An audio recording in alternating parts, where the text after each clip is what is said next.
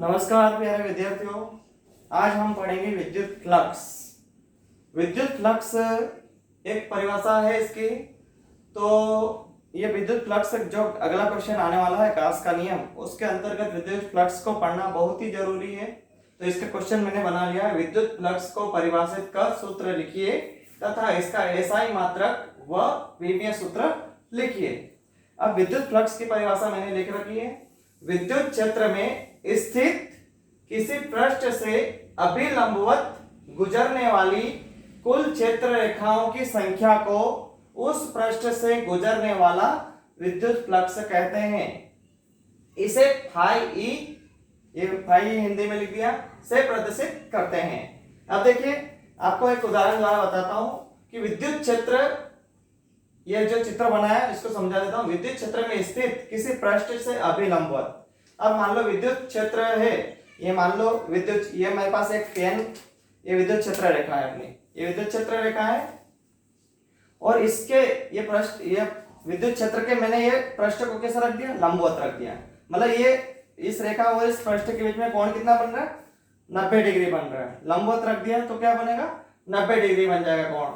तो इस पृष्ठ से लंबवत गुजरने वाली, तो विद्युत पृष्ठ से अभिलंबवत गुजरने वाली कुल क्षेत्र रेखाओं की संख्या को उस पृष्ठ से गुजरने वाला विद्युत फ्लक्स कहते हैं। तो देखिए चित्र में मैंने बताया, ये जैसे पेन है और ये कागज है।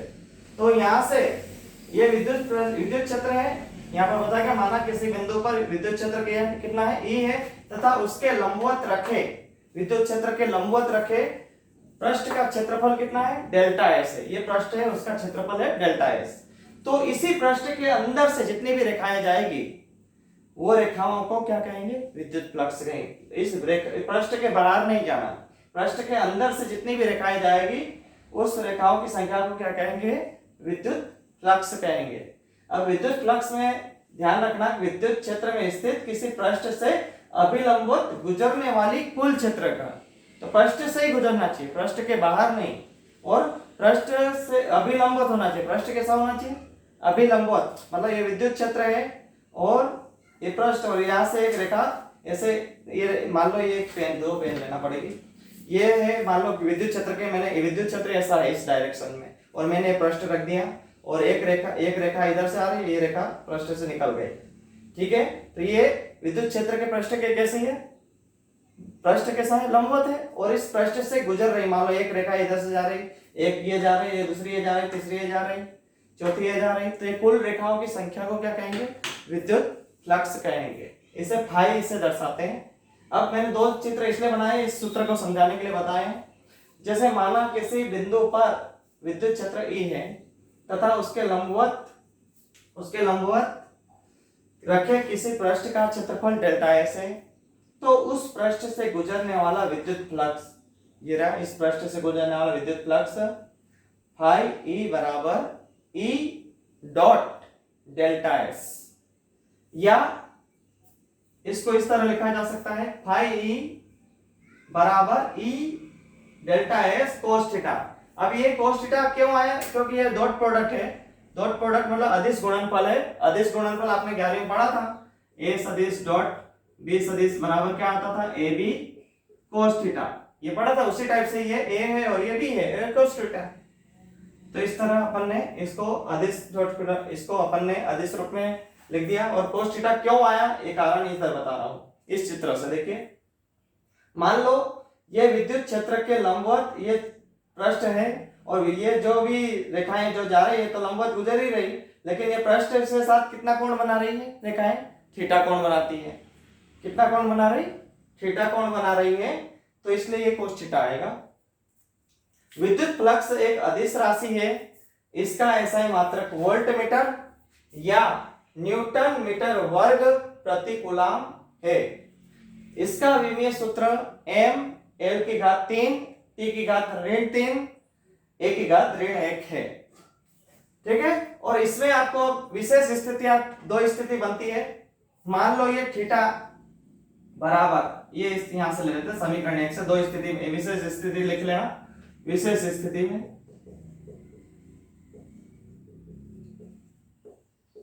पहली स्थिति आएगी थीटा बराबर 90 डिग्री ले लें, थीटा बराबर क्या ले ले कौन 90 डिग्री।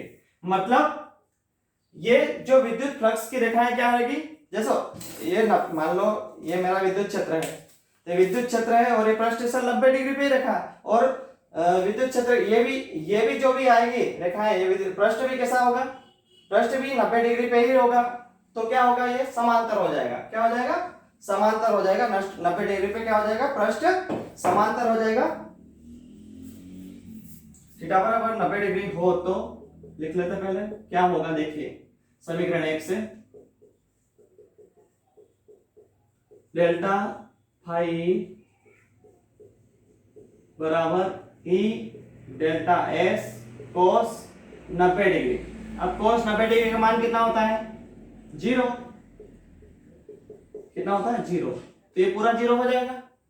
तो विद्युत फ्लक्स रेखाएं निकले क्या, कुछ नहीं निकलेगी, क्योंकि जब 90 डिग्री होगा तो पृष्ठ के जैसे कि यह विद्युत क्षेत्र अपने पृष्ठ अभी लंबवत रखा है और इस पृष्ठ से निकलना चाहिए। तो मान लो 90 डिग्री अपन रख देते हैं, थीटा का कोण का मान ये 90 डिग्री हो जाता है, तो 90 डिग्री होगा तो इसके समांतर हो जाती है रेखाएं, जो भी रहेगी इस पृष्ठ के समांतर ही हो जाएगी, क्योंकि अभी रेखाएं ऐसे निकल रही सामने और 90 डिग्री करेंगे तो वापस इस पृष्ठ के ऐसे हो जाएगी। अभी ये विद्युत क्षेत्र है तो रेखाएं किधर से जाएगी, अभी ऐसे जा रही है फिलहाल, 90 डिग्री करेंगे तो ऐसे जाएगी, तो विद्युत फ्लक्स रेखाएं निकलेगी ही नहीं। तो निकलेगी नहीं तो कितनी हो जाएगी, 0 हो जाएगी। तो ये क्या हो जाएगी, विद्युत 90 डिग्री हो तो क्या हो जाता है, विद्युत फ्लक्स रेखाएं क्या होती है, न्यूनतम होती है, सबसे कम होती है। दूसरी स्थिति थीटा बराबर 0 डिग्री ले लो, थीटा बराबर 0 डिग्री हो तो समीकरण 1 से डेल्टा फाई ई बराबर ई डेल्टा एस कोस 0 डिग्री।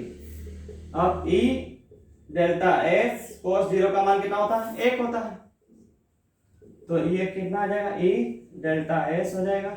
मतलब ये क्या होगा, अधिकतम। अब इसको चित्र द्वारा समझा देता हूं मैं आपको। जैसे मान लो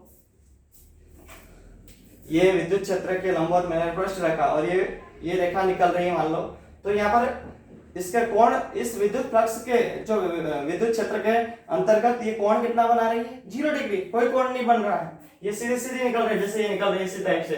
तो ये इस क्षेत्र में क्या होगी, ये अधिकतम होगी। और इसको मान लो घुमाते हुए थीटा कोण को 90 डिग्री पे ले आते हैं तो क्या हो जाएगी, न्यूनतम हो जाएगी। इसको ऐसे ले आते हैं तो ये क्या हो जाएगा, न्यूनतम हो जाएगा।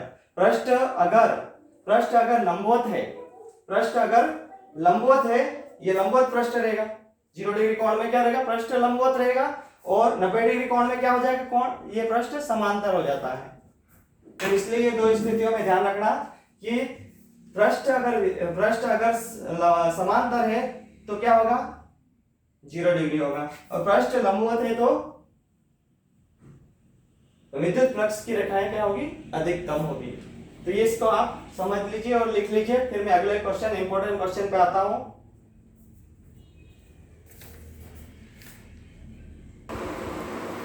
देखिए अगला ये क्वेश्चन बहुत ही इंपॉर्टेंट है। गाउस का प्रमेय लिखिए तथा इसे सिद्ध कीजिए, या गाउस का नियम क्या है, किसी बंद ऐसा भी आ सकता है, किसी बंद पृष्ठ के लिए गाउस का नियम लिखिए तथा इसे सिद्ध कीजिए। इस प्रकार से क्वेश्चन घुमा फिरा के पूछा जा सकता है। तो पहले अपन गाउस प्रमेय क्या होती है उसके पढ़ लीजिए इसका स्टेटमेंट, कि किसी बंद पृष्ठ से गुजरने वाला संपूर्ण विद्युत फ्लक्स, अभी विद्युत फ्लक्स मैंने परिभाषा पढ़ाई इससे पहले, इसलिए वो विद्युत फ्लक्स इसमें समझाना पड़ेगा। और वो पृष्ठ कैसा है, बंद पृष्ठ है। मतलब बंद पृष्ठ कैसा हो सकता है, इस टाइप का गोले टाइप हो सकता है। किसी बंद पृष्ठ से गुजरने वाला संपूर्ण विद्युत फ्लक्स उस बंद पृष्ठ के अंदर निर्वात में उपस्थित कुल आवेश का 1/ε0 गुणा होता है। मतलब अब देखिए इसमें नियम क्या है वो समझा देते हैं, कि यदि किसी बंद पृष्ठ के अंदर निर्वात में उपस्थित कुल आवेश क्या हो, छोटा q हो, तो उस बंद पृष्ठ से गुजरने वाला संपूर्ण विद्युत फ्लक्स क्या होगा, फाई ई बराबर 1/ε0 गुणित Q, क्योंकि इस नियम में बताया गया है कि किसी बंद पृष्ठ से गुजरने वाला संपूर्ण विद्युत फ्लक्स, तो संपूर्ण विद्युत फ्लक्स कौन है, फाई, उस बंद पृष्ठ के अंदर निर्वात में उपस्थित कुल आवेश का, तो कुल आवेश कितना है Q, उसका कितना गुना होता है, 1/ε0 गुना होता है। तो इसलिए Q का 1/ε0 गुना, जहां ε0 या ε0 निर्वात की विद्युतशीलता कहलाती है। ठीक है, अब इस सूत्र का निगमन अपन को करना है कि ये सूत्र कैसे आया और इस नियम को सिद्ध करके बताना है। तो अपन ने एक गोला ले लिया, इस टाइप का एक गोला है, तो इस टाइप के गोले में मैंने गोले का तो गोल 3D चित्र बन नहीं सकता यहाँ पर, तो यहाँ पर एक वृत्त जैसा बना लिया मैंने, मतलब गोला ही है, एक गोला है, गोलीय पृष्ठ है, उसकी त्रिज्या कितनी है, छोटा r, उसका केंद्र क्या है O, और केंद्र पर आवेश रखा है, छोटा Q आवेश रखा है, और गोले के किसी पृष्ठ पर एक बिंदु ले लिया P, एक पृष्ठ बना लिया मैंने इस टाइप से, चलो यहाँ बना दे, ये बिंदु P है अपना, ये कौन सा बिंदु, P बिंदु, ये ऐसा बना रखा है। ठीक है, ये P बिंदु है। अब P बिंदु से ये विद्युत क्षेत्र की तीव्रता है E। अब देखो इसमें समझा रखा है पूरा, माना किसी गोले के केंद्र O पर, तो गोला का केंद्र इसके बीचों बीच में आएगा, तो गोले के केंद्र O पर कोई बिंदु आवेश Q रखा है, कोई बिंदु आवेश Q रखा, आप चित्र को समझो, कोई बिंदु आवेश Q रखा है, गोले की त्रिज्या r है, तब गोले के पृष्ठ पर स्थित किसी बिंदु P पर विद्युत क्षेत्र की तीव्रता।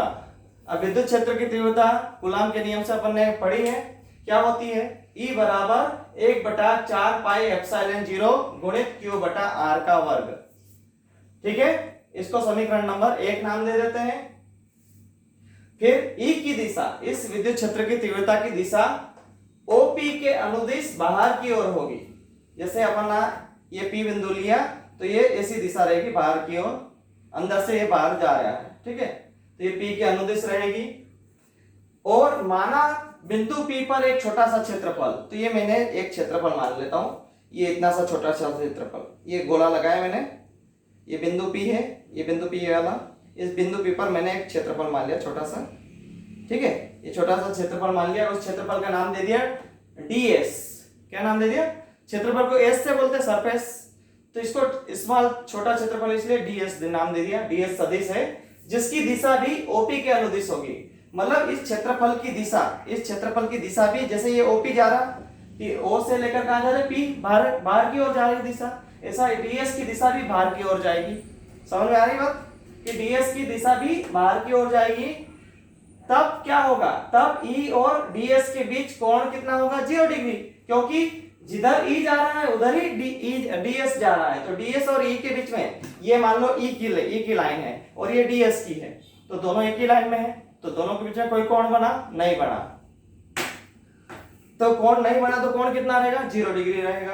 अतः क्षेत्रफल ds से गुजरने वाला विद्युत फ्लक्स, अब ये क्षेत्रफल जो छोटा सा है, छोटे से क्षेत्रफल से गुजरने, अभी संपूर्ण विद्युत फ्लक्स नहीं निकाल रहे हैं, अभी अपन क्षेत्रफल ds से निकाल रहे हैं, इतने से क्षेत्र, फिर इसके बाद पूरे गोले से निकालेंगे, पहले छोटे से निकाल लेते हैं, फिर उसका समाकलन कर देंगे तो संपूर्ण का आ जाएगा।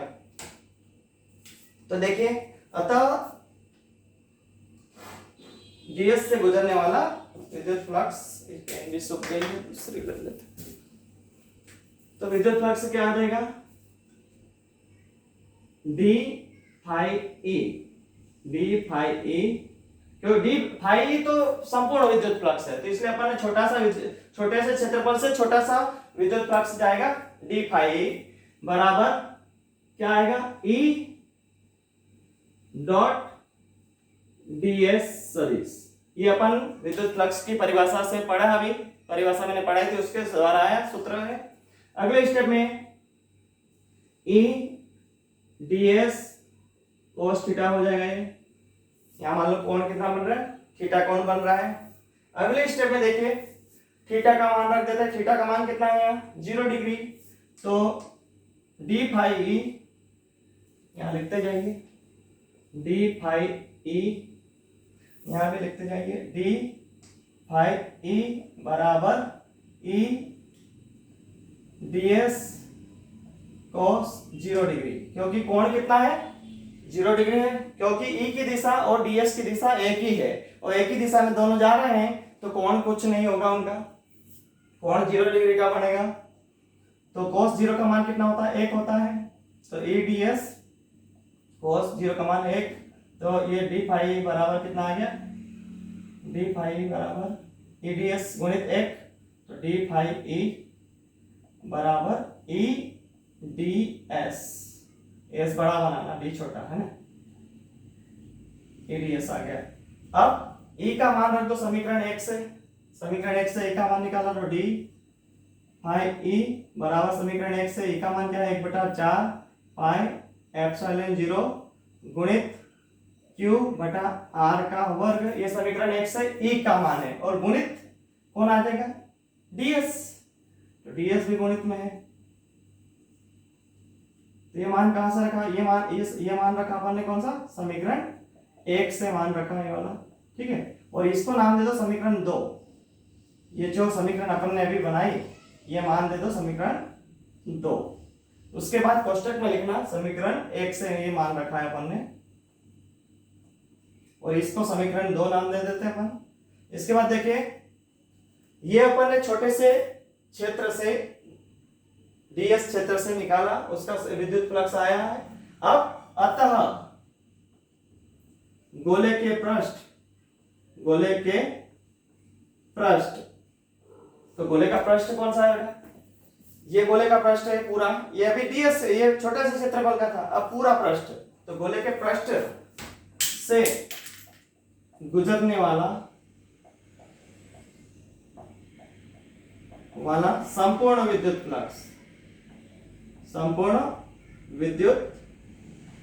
फ्लक्स,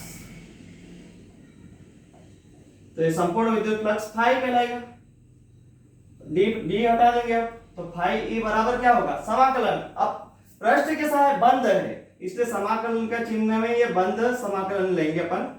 कौन सा समाकलन, बंद समाकलन के लिए अपन समाकलन का जो चिन्ह बनाते हैं ये समाकलन का चिन्ह है, इसको अपन बंद कर देंगे क्योंकि ये बंद है, ठीक है। और किसका पृष्ठ है, एस का पृष्ठीय क्षेत्रफल है इसलिए एस लगा देंगे यहाँ पर, बंद पृष्ठ है इसलिए एस आ जाएगा, बंद पृष्ठ के लिए ऐसा बिंदु लगता है, और ये पृष्ठीय क्षेत्रफल है इसलिए एस, और इसका डी फाई ए का समाकलन कर देंगे, ये छोटे से भाग का समाकलन कर देंगे, ठीक है। तो अगले स्टेप में देखिए समाकलन, ये फाई ए बराबर समाकलन एस, और डी फाई ई का मान समीकरण 2 से रख देंगे, क्या है 1/4 पाई एप्सिलॉन 0 गुणित क्यू बटा आर का वर्ग गुणित ds, ये मान रखा अपन ने समीकरण 2 से रखा है, तो इसके सामने लिख देंगे।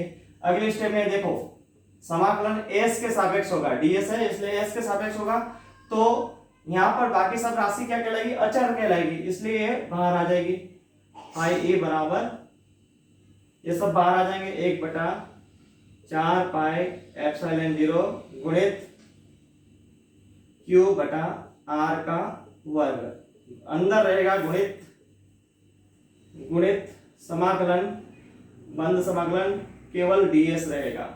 अब ds का समाकलन, तो सुनो समाकलन मतलब उसको विस्तृत रूप में ले जाना, तो ds क्षेत्रफल अपना इतना सा ही है, तो ds क्षेत्रफल इतना सा है, तो इस ds को मैं विस्तृत मतलब पूरा ले लेता हूं, तो पूरा क्षेत्रफल मतलब किसका क्षेत्रफल, गोले का क्षेत्रफल, तो गोले का क्षेत्रफल कितना होता है 10वीं में पढ़ा आपने, क्या होता है 4 पाई आर का वर्ग, तो यहां पर आ जाएगा 4 पाई आर का वर्ग, तो 1/4 पाई एप्सिलॉन 0 क्यू बटा आर का वर्ग गुणित यहां आ जाएगा 4 पाई आर का वर्ग। यहां बता दो कारण साइड में, चूंकि साइड में आपके पास मेरे पास जगह नहीं है, चूंकि इसका मान ds का मान होता है 4 पाई आर का वर्ग। ये क्या है बता दो कोष्टक में, 4 पाई आर के गोले का संपूर्ण पृष्ठ, गोले का संपूर्ण पृष्ठ है ना। ये आप एक ही लाइन में लिखना पूरा, इसको एक ही लाइन में लिखना। अब अगली स्टेप में देखो, 4 पाई से 4 पाई कट गया, आर वर्ग से आर वर्ग कट गया, तो अपने पास बचा क्या, पाई बराबर ऊपर 1 नीचे एप्सिलॉन 0 गुणित यहाँ केवल क्यू। यही कूलॉम, यही गाउस का प्रमेय है। देखो 1 बटा एप्सिलॉन 0 गुणित क्यू, 1 बटा एप्सिलॉन 0 गुणित क्यू आ गया, यही गाउस प्रमेय है।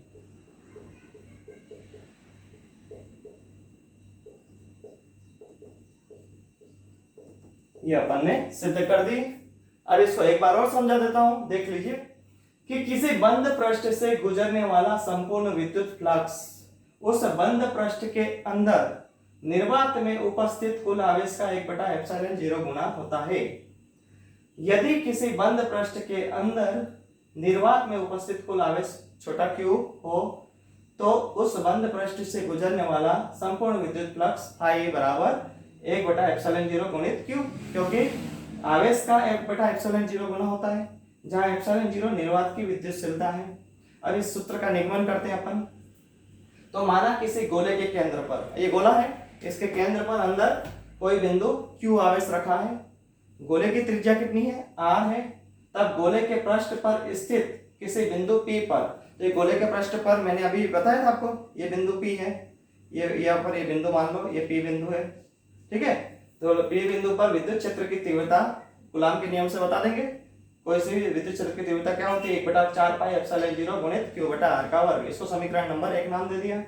फिर E की दिशा, अब ये E की दिशा जो विद्युत क्षेत्र की तीव्रता है, ये बिंदु P पर है, दिख रहा है बिंदु P पर है, तो ये E की दिशा OP के अनुदिश, OP जिधर जा रहा है OP की अनुदिश होगी, और कहाँ होगी, बाहर की ओर होगी, ऐसी रहेगी। ये यहाँ पर P बिंदु पर ये E है, ये विद्युत क्षेत्र की तीव्रता OP के अंदर O है बिंदु, O से P की ओर बाहर जा रहा है, तो बाहर की ओर रहेगी।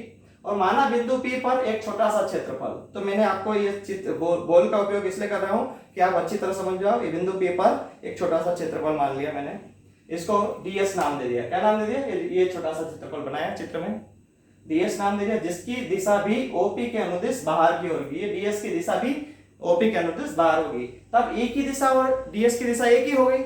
मतलब ये E की दिशा और ये ds, ये E की दिशा और ये ds की दिशा दोनों एक ही हो गई, तो दोनों के बीच में कोण कितना बनेगा, जब दिशा एक ही है तो कोण 0 डिग्री हो जाएगा।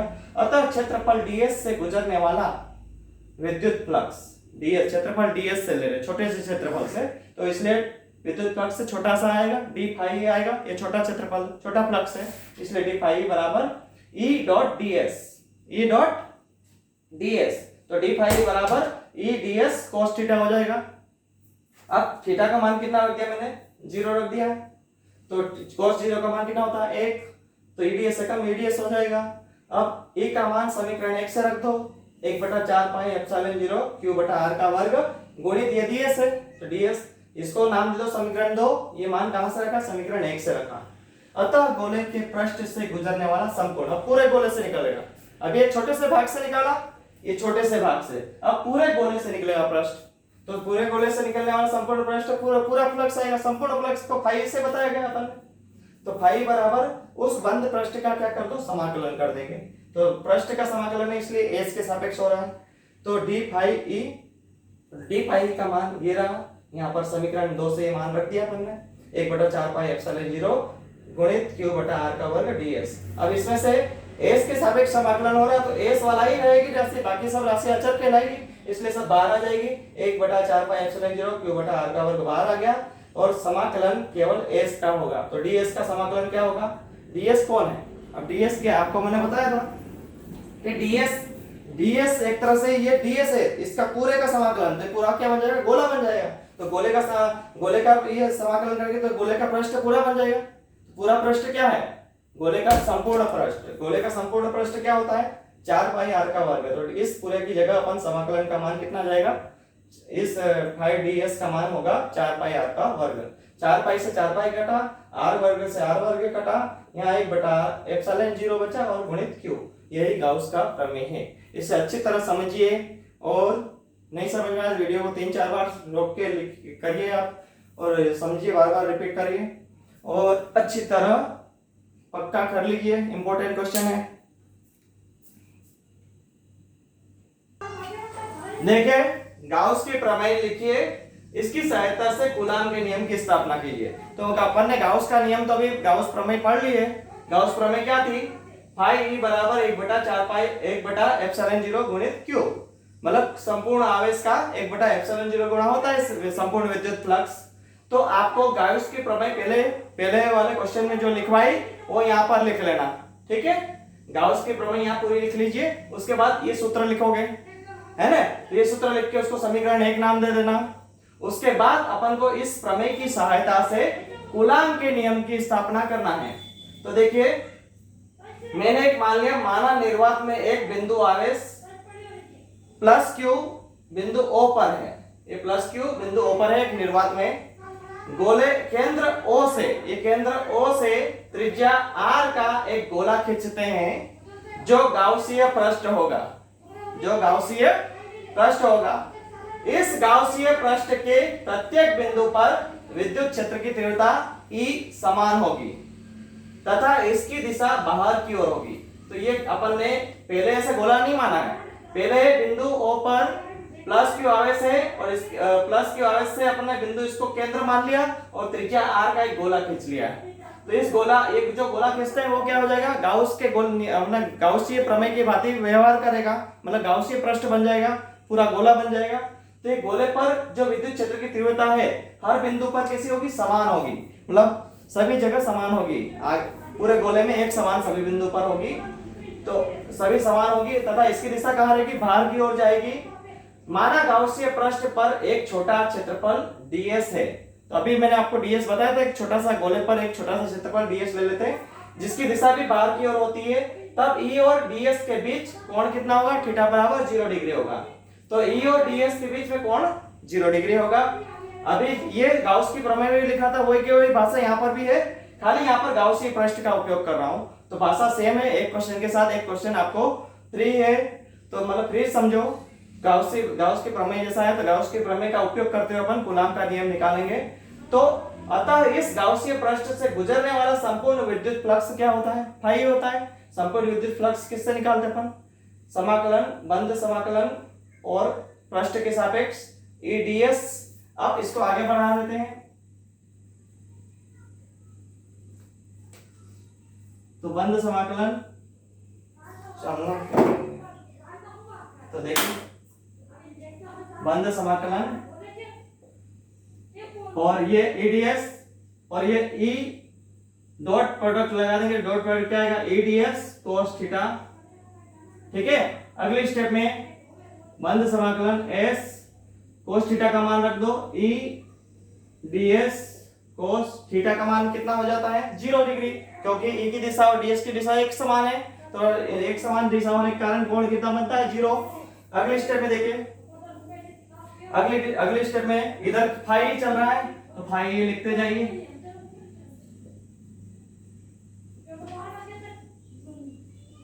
फाई आएगा, तो इधर भी देखिए फाई ई बराबर कोस 0 डिग्री का मान कितना होता है? 1। तो ई ds गुणित 1। तो फाई बराबर बंद समाकलन ई ds में ऐसा करता हूं, इस e को बाहर ले लेता हूं और गुणित बंद समाकलन ds, क्योंकि एक का गुणा करेंगे तो वही मिलेगा, एक का ये e को बाहर कर दिया और ds एकम ds। अगले स्टेप में फाई बराबर a गुणित ds, आपको बताया था मैंने, छोटे से क्षेत्रफल का समाकलन करेंगे तो पूरा गोले का क्षेत्रफल आ जाएगा। तो गोले का क्षेत्रफल मतलब पूरे गोले का संपूर्ण पृष्ठ आ जाएगा, संपूर्ण क्षेत्रफल। तो गोले का संपूर्ण क्षेत्रफल क्या होता है? 4 पाई r का वर्ग। यहाँ बता दो वही कारण, चूंकि बंद समाकलन s का ds का मान होता है 4 पाई r का वर्ग। और इसको बता दो ये क्या है? गोले का का संपूर्ण पृष्ठ, संपूर्ण पृष्ठ। तो संपूर्ण पृष्ठ का क्षेत्रफल यह होता है, ठीक है। उसके बाद इसको अपन समीकरण नंबर ये 1 और ये 2 नाम दे देते हैं, देने की जरूरत नहीं, चलने दो, आगे आगे बढ़ाते हैं। अब समीकरण 1 से देखिए फाई का मान कितना है, 1/4 गुणित क्यू। तो यहाँ फाई की जगह में लिख देता हूं 1/ε0 गुणित क्यू बराबर ई गुणित 4 पाई आर का वर्ग। ये कहां से मान रखा मैंने, समीकरण 1 से, दूसरी समीकरण देने की जरूरत ही नहीं। अब यहां से अपना कूलाम का नियम क्या होता है, ई बराबर होता है। तो ई बराबर ई का ई को यहीं पे रहने दो और ये गुणे वाला दूसरी तरफ पहुंचाएंगे, कहां जाएगा, बटे में जाएगा। तो अपन ये 4 पाई को इधर ले आते हैं, तो 1/4 पाई को मैं इस ε0 के साथ लिख देता हूं। तो 4 पाई ε0 गुणित ये क्यों ऊपर ले लेता हूं, तो गुणे वाला आर का वर्ग कहां जाएगा, बटे में बराबर ए। चाहो तो अभी एक स्टेप आप डायरेक्टली जैसे जमा लो, 1/ε0 गुणित क्यू के बटे पूरा ले लो, क्या ले लेते हैं, 4 पाई आर का वर्ग पूरा ले लेते हैं बराबर क्या मिला अपन को, ई। यहाँ पर ई रहेगा, ये गुणे वाला 4 पाई आर का वर्ग दूसरी तरफ ले आया, ठीक है। अब या करके ई को पहले लिख लो, इसको पूरा जमा लो कूलाम के नियम के अनुसार, क्या होता है 1/4 पाई पहले लिख लेते हैं, साथ में कौन ε0 गुणित क्यू बटा आर का वर्ग। यही कूलाम का नियम है, यही कूलाम का नियम है। तो बेटा कूलाम का नियम जब पूछा जाता है तो ये गाउस की प्रमेय से निगमन करा है कूलाम का नियम। तो कूलाम का नियम पूछा जाता है तो जो पहले पढ़ाया था मैंने फर्स्ट में शुरुआत में, वो कूलाम का नियम वो वाला लिखना है। कूलाम का नियम लिखे तथा सिद्ध कीजिए बोले तो वो वाला करना है। ये गाउस की प्रमेय से कूलाम का नियम निगमित करना है तो ये वाला करना है। इस बात में बहुत फर्क है, ध्यान रखना आप, और इसको आप अच्छी तरह समझ में आ गया होगा।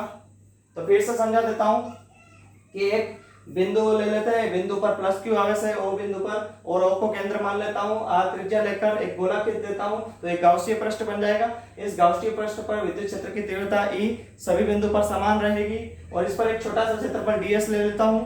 छोटे से क्षेत्रफल की दिशा भी ई के समान होगी, तो इन दोनों के बीच में कोण कितना बनेगा, 0 डिग्री।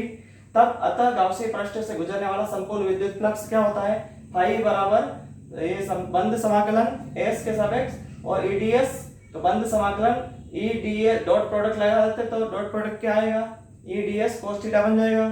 फिर cos थीटा का मान रख दो 0 डिग्री, तो cos 0 का मान कितना हो जाएगा, 1 हो जाएगा।